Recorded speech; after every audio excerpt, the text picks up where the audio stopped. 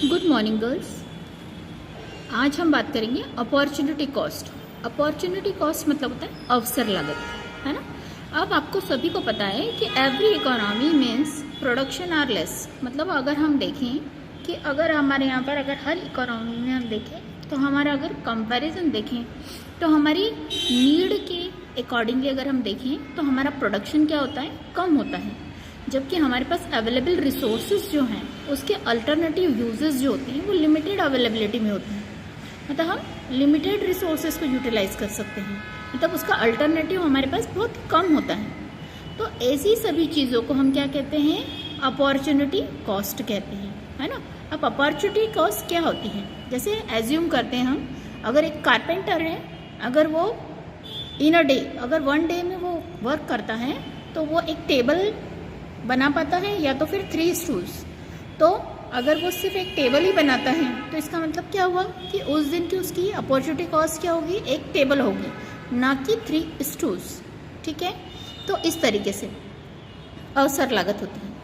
अवसर लागत मतलब क्या है, हमारे साधन जो है सीमित है और उसके वैकल्पिक यूज़, मतलब अल्टरनेटिव यूजेस जो हम इस्तेमाल करेंगे उनके हिसाब से अगर हमारे पास में किसी एक वस्तु का अगर हमारे पास में कोई उत्पादन हो रहा है या प्रोडक्शन हम सिर्फ एक ही चीज़ का कर रहे हैं और दूसरी को हम क्या कर रहे हैं, उसको हम छोड़ रहे हैं, मतलब उसका हम क्या कर रहे हैं, उसका प्रोडक्शन हम बंद कर रहे हैं या उसको हम क्या कर रहे हैं, उसका त्याग कर रहे हैं, है ना, उसको सेक्रीफाइस कर रहे हैं, तो वो क्या कहलाएगा, उसका सेक्रीफाइस अवसर लागत कहलाएगा।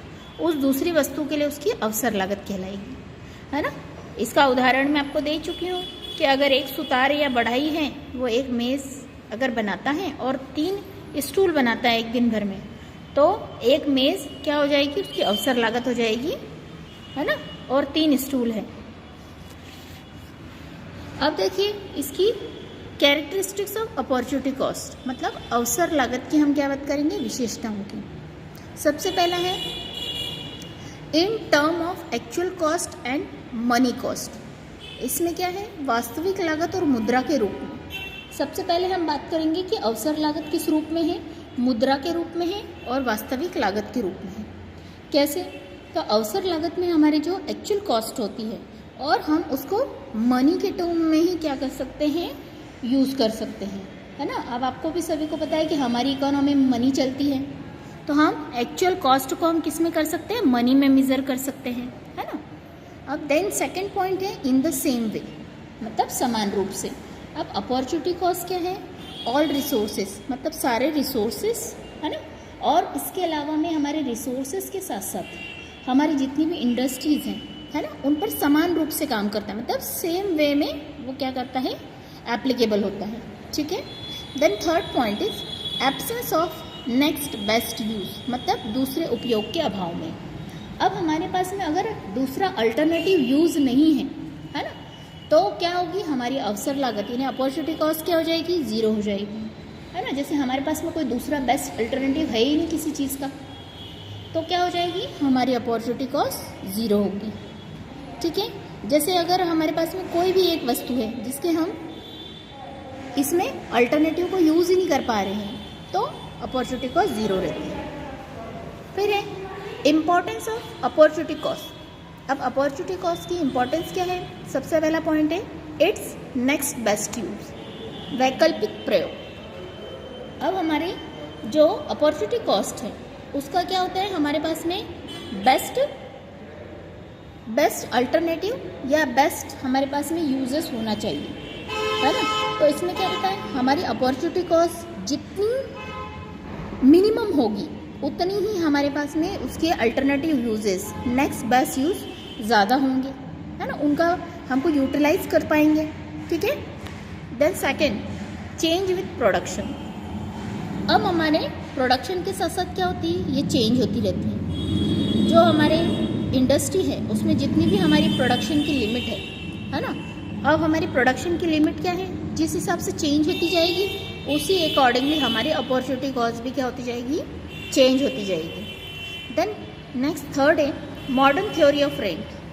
ठीक है, जो हमारी मॉडर्न थ्योरी है रेंट की, है ना, जो लगान सिद्धांत की हमारी मॉडर्न थ्योरी है ना, उसके आधार पर क्या है कि हमारी जितना भी सरप्लस होगा, है ना, तो सरप्लस अपॉर्चुनिटी कॉस्ट के ऊपर जितना भी हमारा सरप्लस है वो हमारी अपॉर्चुनिटी कॉस्ट कहलाएगी। लाइक जैसे मैं एक एग्जांपल देती हूँ, अगर हमारे पास में कोई एक लेबर है, वो उसको क्या है 75 रुपीज़ मिल रहे हैं, पर उस समय अपॉर्चुनिटी कॉस्ट कितनी है 60 रुपीज़ है, तो क्या हो गया 15 रुपीज़ जो है वो क्या हो जाएगी हमारी, उसकी क्या हो जाएगा, उसका बेनिफिट हो जाएगा। तो ये हमारी अपॉर्चुनिटी कॉस्ट इस तरीके से काम करती है।